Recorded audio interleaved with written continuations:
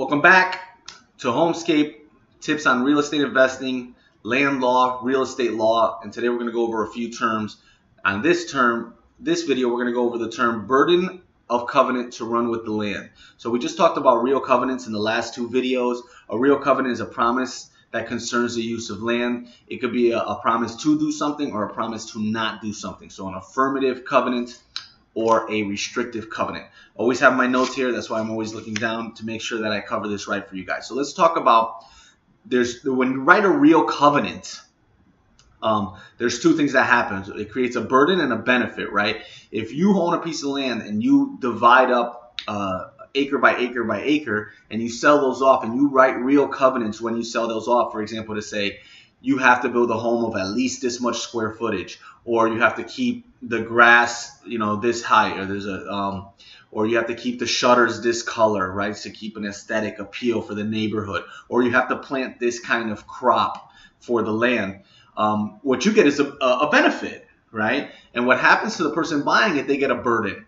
So that's what the difference between a burden and a benefit is. So what happens is these real covenants, right, either create a benefit in the person writing them or a burden in the person buying the property from the person who installed the real covenant into the deed or the land contract or the land lease, right?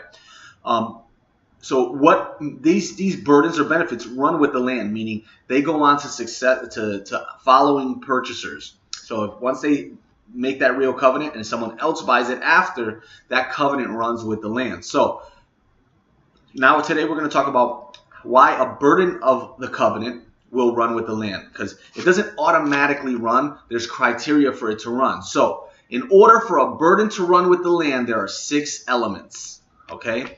In order for a burden of a covenant to run with the land and bind the successor purchasers, there's 6 requirements. So I'm going to run these down, okay?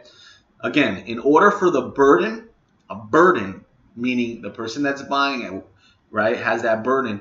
In order for it to run with the land and tie and bind the successive purchasers, there's 6 elements. Number 1, the covenant must be in writing. Number 2, parties must have intended for the covenant to run with the land.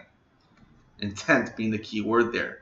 Number 3, covenant must touch and concern the land. So it has to be about what the land is about. You can't put a covenant in regards to the person has to dress like this, right? And every time the person's on this property, they have to dress like this. That doesn't touch and concern the land.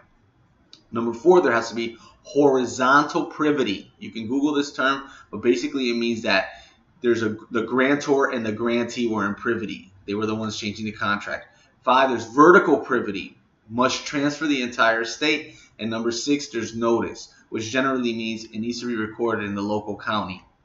Okay, so again, you can look up some of these terms, but in order for a burden of covenant to run with the land and bind successive purchasers, there must be 1, a covenant must be in writing. Number 2, parties must have intended for the covenant to run with the land.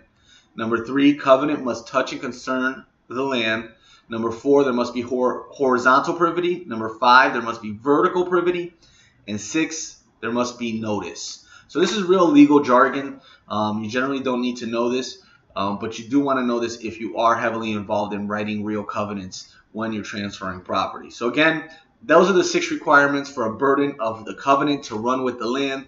If you have any questions or comments, put them in the YouTube section below or wherever you're seeing this video. We'll be quick to comment back. Subscribe to the page, like the page, share the page if you thought it was useful, and tune in again next time for another video. In the next video, we're going to talk about why a benefit of the covenant runs with the land.